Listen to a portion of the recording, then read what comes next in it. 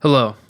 I've just released a new delay plugin, and if you want to not watch this and go get it now, you can find it at the website, davissynth.com.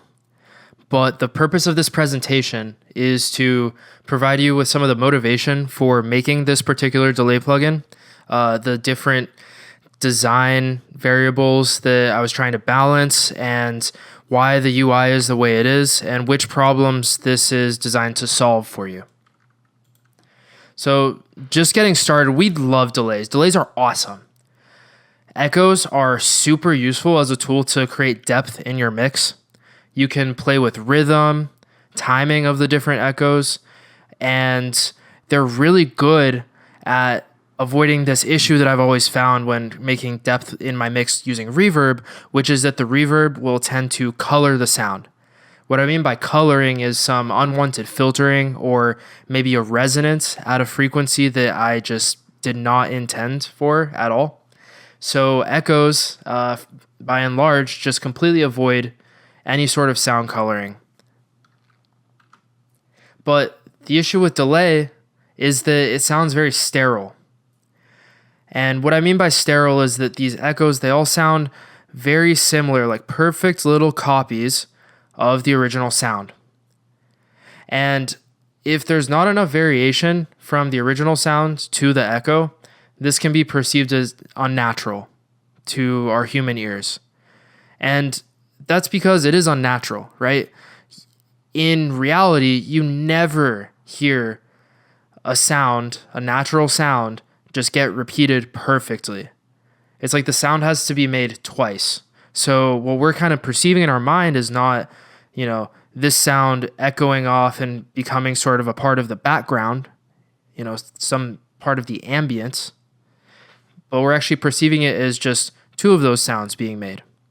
This can be really distracting to listeners, and it can be distracting in really unwanted ways as a producer if you're using that echo to take something from the foreground and transfer it to the background of your mix while still keeping a really rich, full sound in the mix, right? Like you're trying to make ambience.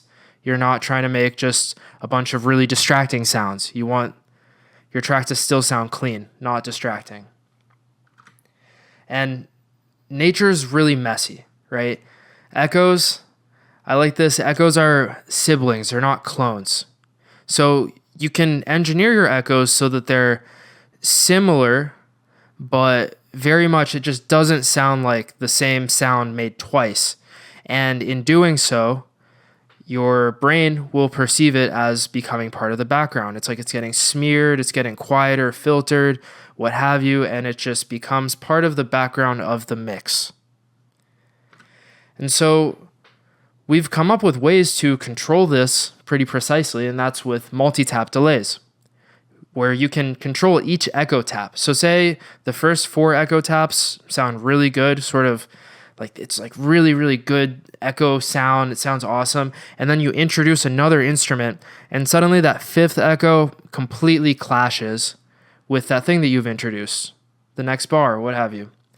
So with a multi-tap delay, you can just maybe filter that echo so that it's more low pass, change its amplitude so that, all echoes after the 4th or 5th echo, whatever is clashing, are much quieter, and that way they can be perceived as more background. We can do that. But the issue with being able to edit each echo tap individually is that you have to edit each echo tap individually. That's really tedious. And as creatives, you don't want to disrupt your creative flow editing each echo tap individually. That's brutal, right? Like you could be in a really flow state, and then you're like, oh, I just gotta, do this with this echo. And then the process of doing so just completely kills the vibe. So you want something that's quick and that's going to get the results that you want, which is that you can control the echo taps. You can shape the sound in whichever way that you want, but without having to deal with the intricacies of each echo tap. So something really powerful, but also really easy. Finding that balance is what I tried to do with ripple delay.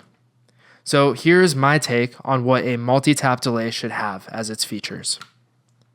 Firstly, we need an intuitive way of shaping the echoes, the decay of those echoes. So curves are what is used to replace individual tap editing in ripple delay.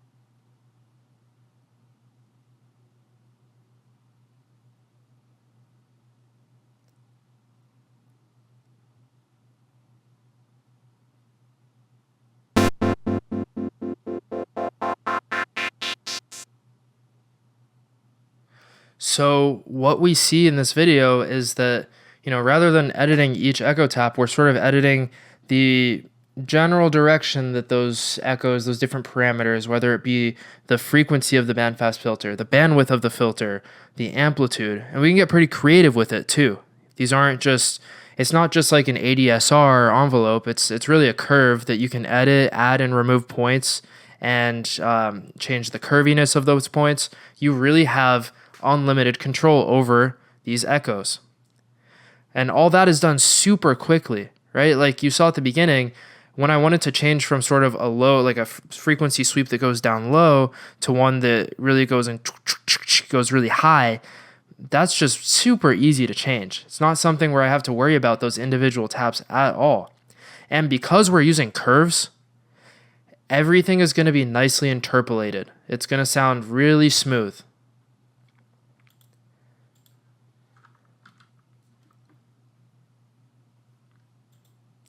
The next thing we want is what I call color changing. And put in other words, that's sort of a creative set of parameters. You want to be able to, do kind of whatever you want to these echoes, really get as creative as you can.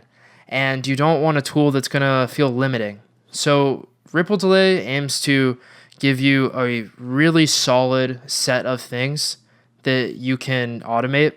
And we'll take a look at making just some crazy patterns with all of these.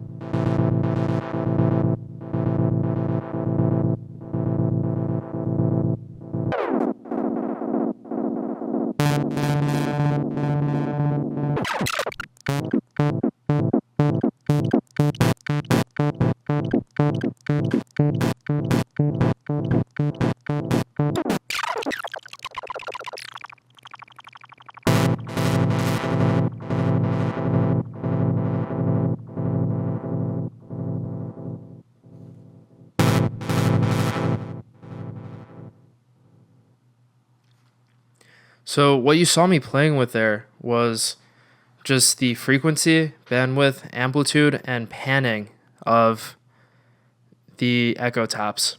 And additionally, you saw me in the globals tab there on the bottom right, playing with the amplitude and the timing of those beats. Right now, the pattern just for this demonstration is just 16 quarter notes played on both the left and right channels. So we're not doing anything funky with the pattern. This is really to showcase the power of this sort of automation workflow. The amplitude, frequency, and width that you see on the bottom right are a feedback amount that goes from sort of the end of that last tap and kind of feeds back through the delay. So you can make sort of these infinite fall off delays. You're not just limited to 16 taps. You're limited to virtually infinite taps, just repeating in that pattern of 16. So next, let's look at the reason why this is called ripple delay, which are these things called ripples. And this is my trying to create sort of a controlled chaos similar to what you find in nature. And what it ended up being was actually a really good creative tool, which you'll see below. So before I play the video, ripples are these waves that go across the taps. You'll see them like physically move across from left to right in the graph view. And these modulate the parameters, the different parameters you have up and down by a certain amount. Additionally, you get one more ripple parameter than you do for the automation, which is time. And when you change the time delay, when you vary that with the ripple, what you're effectively doing is also changing the frequency. So you get sort of a frequency shift up and down that varies, as well as the variation of your parameters. And you can really make some amazing sounding delays that just have a ton of variation where the echoes don't sound like the original anymore. It's really nice. The shift from your brain perceiving it as just different copies of the original thing to your brain perceiving it as background, all because you have enabled ripples, is such a great feeling. Anyway, here is the demonstration.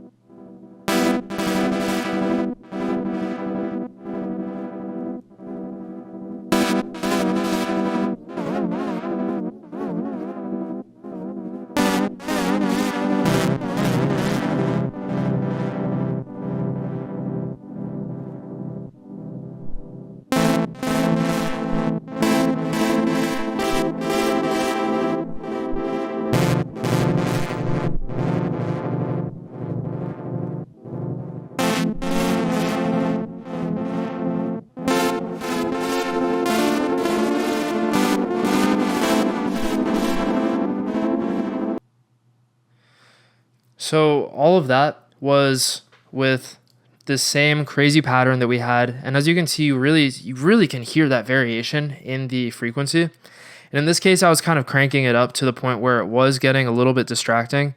But by being artistic, again, you have all of these tools with the ripple automation and all these curves that you can really make this delay sound like so many different things. It just has such a wide range of use cases.